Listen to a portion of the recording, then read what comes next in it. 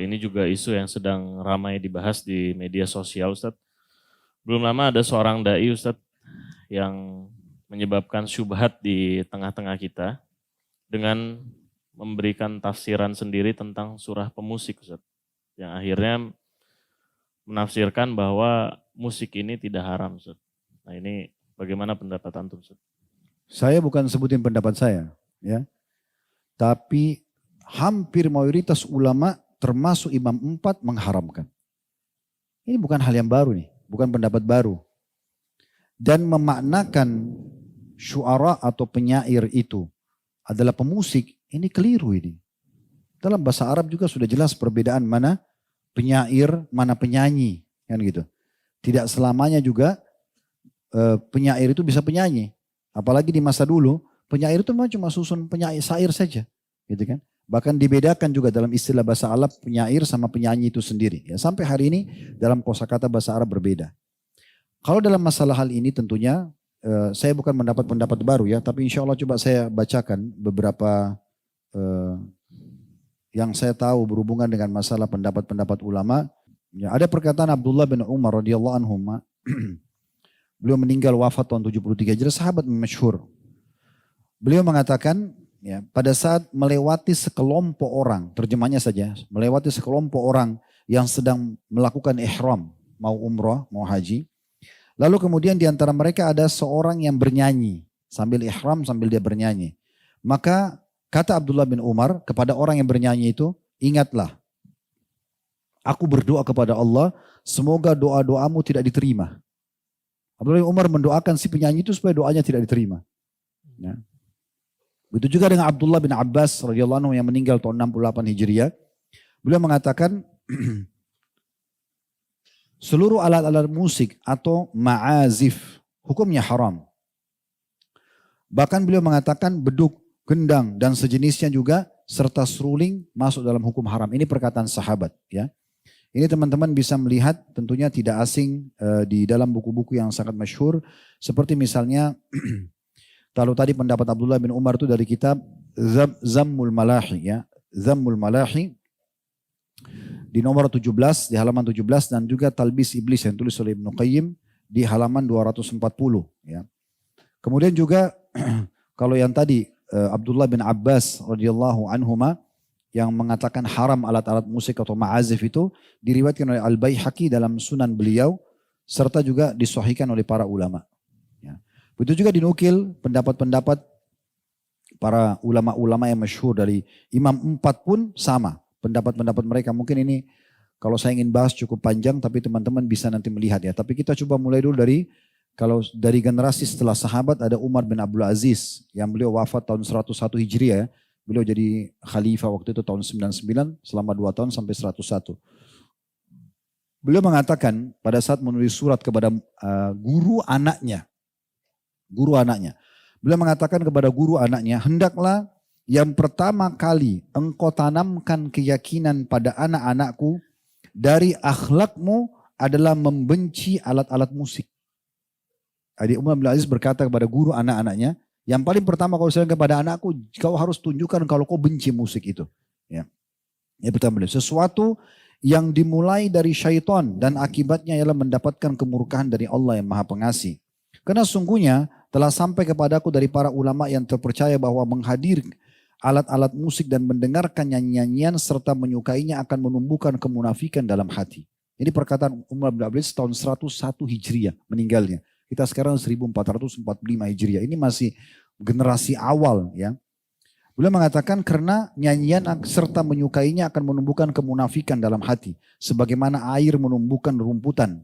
Demi Allah sungguhnya menjaga hal itu dengan tidak mendatangi tempat-tempat tersebut lebih mudah bagi orang-orang yang berakal daripada bercokolnya kemunafikan dalam hati. Kalau kita kembali juga mereview keadaan Nabi SAW, tiba-tiba saya teringat. Salah satu yang pernah saya temukan dalam buku-buku sirah yang unik ini sebelum Nabi SAW dinobatkan jadi Nabi ya. Waktu beliau masih mengembala domba, salah satu yang ditulis oleh ulama sirah itu Nabi SAW diselamatkan dari segala macam pelanggaran agama diantaranya mendengarkan musik dan menonton para penyanyi. Itu disebutkan dalam buku-buku sirah.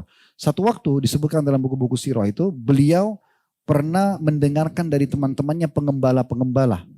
Nabi itu mengembala domba dari umur 8 tahun sampai umur 21 tahun. Jadi 13 tahun beliau mengembala domba. Tapi nggak disebutkan di umur keberapa. Di tahun keberapa ini beliau, riwayat ini cuma dikatakan salah satu riwayat pernah beliau dengar dari teman-teman pengembalanya yang lain waktu kumpul. Waktu beliau mau pulang sore hari mengembalikan domba-domba. Mereka menceritakan semalam itu ada acara perkawinan dan ada penyanyi, musik begini dan begitu. Sampai Nabi SAW tertarik mendengarkan cerita itu. Lalu beliau bilang, besok kalau ada acara lagi, saya akan coba melihat, tolong kamu jaga gembalaan saya. Maka dikatakan dalam buku itu, dalam buku-buku sejarah, kalau pada saat esok harinya, waktu saat beliau niat untuk pergi, beliau ngantuk dan tertidur. Dan itu terjadi sampai beberapa hari. Akhirnya beliau tidak jadi menonton dan menyaksikan hal tersebut. Nah itu poin-poin yang sangat jelas gitu ya. Begitu juga banyak sekali ya dinukil perkataan-perkataan dari para ulama salaf, diantaranya Ibnu Taimiyah rahimahullah, beliau wafat tahun 728 Hijriah. Beliau mengatakan 4 imam madhab berpendapat bahwa semua alat musik adalah haram. Telah ada hadis Nabi SAW yang diriwayatkan oleh Al-Bukhari dan ulama lainnya, bahwasanya Nabi SAW mengabarkan akan adanya orang-orang dari umatnya yang menghalalkan zina, sutra, minum khamr dan alat-alat musik, serta akan diubah menjadi kerah dan babi. Al-ma'azif, kata beliau, adalah alat-alat musik sebagaimana disebutkan oleh para pakar bahasa Arab. Bentuk jamaknya adalah ma'zifa, ya. Yaitu alat yang dibunyikan dan tidak ada perselisihan sedikit pun dari pengikut para imam tentang haramnya hal tersebut. Ya, itu dinukil dari buku beliau Majmu' Fatawa ya, di jilid 9 halaman 576 dan sekian banyak tentunya. Kalau kita ingin nukil ini banyak sekali pendapat ulama berhubungan dengan masalah, antum tinggal ketik saja tentang pendapat ulama berhubungan dengan masalah musik ya. Tapi setelah kita jelaskan hukum-hukum seperti ini teman-teman sekalian, setiap orang bisa saja berbicara. Kita tidak akan pernah di majelis kita menyalahkan siapapun. Kalau ada pendapat, karena ini ditanyakan tadi ya, kalau ada pendapat yang mengatakan begitu dan dia siap bertanggung jawab depan Allah, itu hak dia. Silakan saja. Tapi kita juga punya hak untuk menjelaskan apa yang kita ketahui. Sebagaimana juga cukup banyak selalu dikatakan, oh majelis salaf, majelis wahabi itu tidak sukain dan itu. Kan ini pendapat. Dia berpendapat, silakan kita juga berpendapat. Gitu kan? Dia tidak usah paksakan pendapat dia kepada kita. Kita juga tidak bisa paksakan pendapat kita kepada dia. Tapi kita harus saling menghormati di sini. Yang penting siap bertanggung jawab di hadapan Allah subhanahu wa ta'ala. Tapi insya Allah hukum ini tidak asing. Antum bisa searching di Google, cukup banyak tulisan artikel-artikel, ceramah-ceramah para ulama menjelaskan masalah ini. Dan ini bukan dari saya pribadi, karena ini hukum ini sudah sangat lama ya.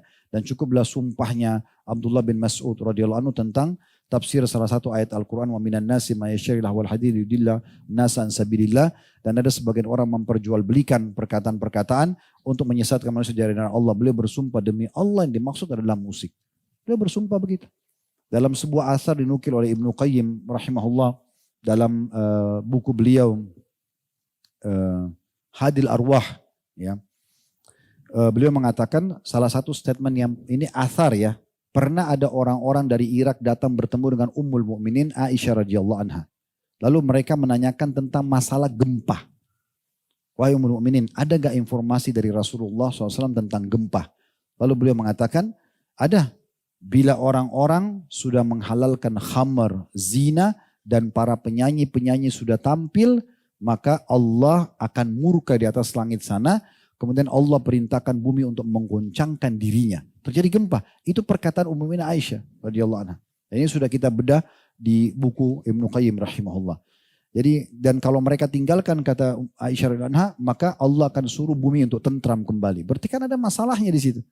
Dan dalam hadis tadi yang sudah kita sebutkan digabungkan antara khamar, kemudian judi, khamar, kemudian perzinahan dan juga masalah musik. Dan subhanallah ini seperti bersaudara ini ya. Di majelis ilmu itu insya Allah kalau yang benar tidak akan ada musik untuk mendengarkan. Tapi kalau di tempat musik itu sangat dekat itu dengan perzinahan, dengan khamr, kayak diskotik, kayak karaoke itu kayak bersaudara. Ya. Kalau di sini tuh Al-Quran, hadis, ilmu itu beda. Itu memang satu kayak fitrahnya itu sudah sejalan. Oleh karena itu saran kami lebih baik tentunya tinggalkan. Dan hati-hati bagi setiap dai kalau mau berbicara dia kontrol, dia pelajari dulu. ya kemudian setelah memastikan hukum baru dijelaskan. Apalagi kalau memang punya masa, orang didengar, ini berbahaya sekali karena akan menjadi sebuah bola liar yang akan kemana-mana. Bisa mendapat pahala kalau itu benar, kalau dia salah ini bisa berbahaya buat dia. Mohon izin ya. Yang bisa jawab hadiahnya umroh. Jawab dulu, jangan lu tepuk tangan, jawab dulu.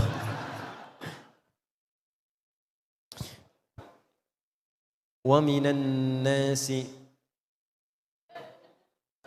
Bukan. Wa minan nasi may yashtari lahwal hadits liyudilla an sabilillah. Pelan-pelan. Surat apa, ayat berapa? Ya. Belakang. Belakang. Yang bawa kamera tuh. Belakang lu. Ya mas.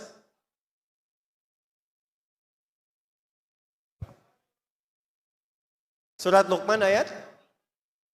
Bukan. Surat Luqman ayat 6, betul. Ya. Cuman pertanyaannya bukan itu. Pertanyaannya adalah, apa hukum musik? Apa hukum musik menurut ayat itu? Itu pertanyaan saya. Dikaitkan dengan tugas Muhammadiyah yang harus menerapkan dakwah kultural di lingkungan masyarakat beragam kekinian. Sementara muncul ayat itu. Silakan. Ya. Hadiahnya kan bukan power bank, Bu, jadi harus agak sedikit substansinya. Ya, Ustaz. Sebentar Mas, itu dulu. Silakan. Yang pakai peci itu Sang Surya.